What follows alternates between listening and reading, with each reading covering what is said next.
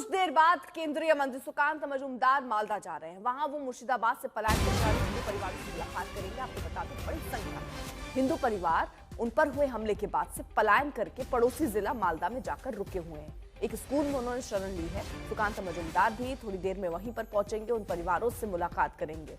इंद्रजीत कुंडू हमारे सहयोगी ने उनसे खास बातचीत की है, सुनिए।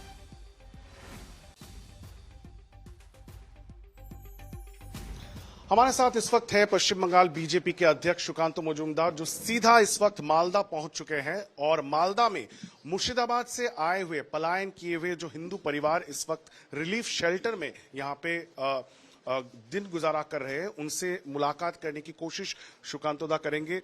सुकांतो जी, आप पहुंच गए हैं मालदा। मुर्शिदाबाद में जिस तरह का कम्युनल वायलेंस देखने को मिला है, उन्हीं के जो विक्टिम्स हैं उनसे आप मिलेंगे। क्या आप मुर्शिदाबाद भी जाने की कोशिश करेंगे? देखिए, मुर्शिदाबाद आप जानते हैं कि वहाँ पे उपद्रुत इलाका है, तो इसलिए वहाँ पे जाकर मैं ऐसे ही पुलिस संभाल नहीं पा रही है। पुलिस की हालत बहुत भयंकर है। हम जाएंगे तो और भी संभाल नहीं पाएंगे। इसलिए मैं वहाँ पे जाके जो शांति प्रयास हो रहे हैं उसमें बाधा पड़े, ऐसा हमारी मनीषा नहीं है।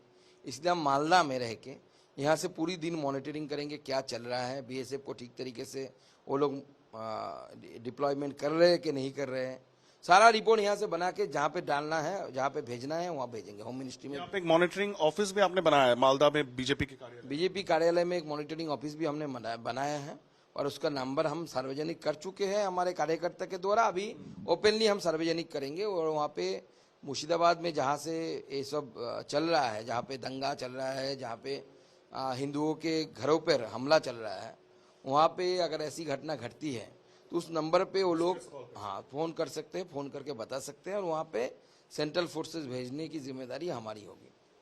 आपकी पार्टी की ओर से शुभेंदु अधिकारी वो कोलकाता हाईकोर्ट गए थे और उसके बाद हाईकोर्ट ने भी ये राय दे दिया कि सेंट्रल फोर्स की तैनाती होनी चाहिए। क्या आपको लगता है पश्चिम बंगाल सरकार को उससे पहले ही सेंट्रल फोर्स की जो हेल्प है, सहायता है, वो लेना चाहिए था? हाँ, लेना चाहिए था उनको, जरूर लेना चाहिए था उनको। जैसे त्रिपुरा ने लिया है ना, त्रिपुरा में तो बीजेपी की सरकार है, 4 डिस्ट्रिक्ट है सिर्फ मुस्लिम, बहुत कम परसेंटेज है। लेकिन इन 4 डिस्ट्रिक्टों में त्रिपुरा के सीएम साहब को लगा कि ज्यादा कुछ हो सकता है तो उन्होंने सेंट्रल फोर्सेस ले लिए। क्योंकि अगर कभी कभी पुलिस में क्या होता है, पुलिस राहुल द्रविड़ जैसा बैटिंग करते हैं तो अब टीएमसी इन सब के पीछे साजिश का बता रही है। There was a larger conspiracy behind those incidents. Some section of central agency, a section of BSF and a section of 2 or 3 political parties. They were involved in this conspiracy. There is a need of proper investigation because the local people, they are not finding any known face who are the masterminds. अब BJP आसपा लगाने की मांग कर रही है। हमारे सहयोगी ने खास बातचीत की, सुनिए। ज्योतिर्मय सिंह महातो है हमारे साथ, बीजेपी के पुरुलिया के सांसद। आपने होम मिनिस्टर को चिट्ठी लिखी है अफस्पा को लेकर, अगर बताएं इस पूरे विषय में। देखिए, पश्चिम बंगाल का वर्तमान जो परिस्थिति है, उस परिस्थिति के तहत अभी जो ममता बनर्जी का नेतृत्व में हिंदू निधन का जो कार्यक्रम चल रहा है, मुझे लगता है कि इमीडिएट यहाँ 4 जो जिला है, मालदा, मुर्शिदाबाद, आपका नदिया का कुछ अंश और उसके साथ साथ साउथ 24 परगना, ऐसे कुछ एरिया में आपका स्पेशल फोर्स नहीं उतारने से arm force special power act जो 1958 में ये शुरू किया गया था, उस तहत नहीं करने से यहाँ जैसे बांग्लादेश में हिंदुओं को भगाया जा रहा है, सुनियोजित तरीके से यहाँ भी ये 4 जिले में शुरू हो गया है। पूरे बंगाल में ये आग जलाया जा रहा है सरकार के ओर से।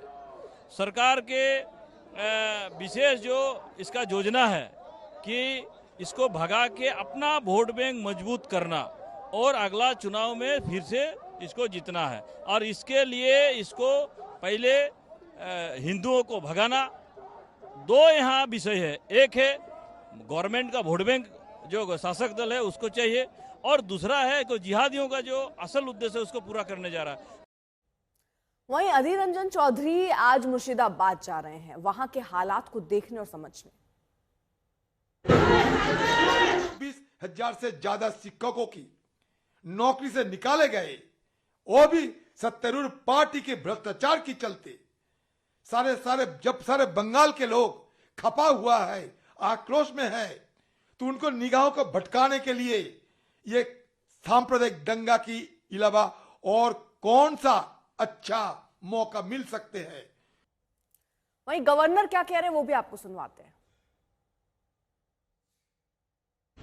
Let the miscreants and their godfathers realize it is going to be a no-nonsense battle against the vandals and the criminals. Nobody, I repeat, nobody will be allowed to take law in their hands. In this fight against violence and injustice, the courts, the government, all well-meaning members of society are strongly united to put an end to these criminals with an iron hand. Sangarsh, Hinsa, Hobena, Hobena, Cholbena, Cholbena.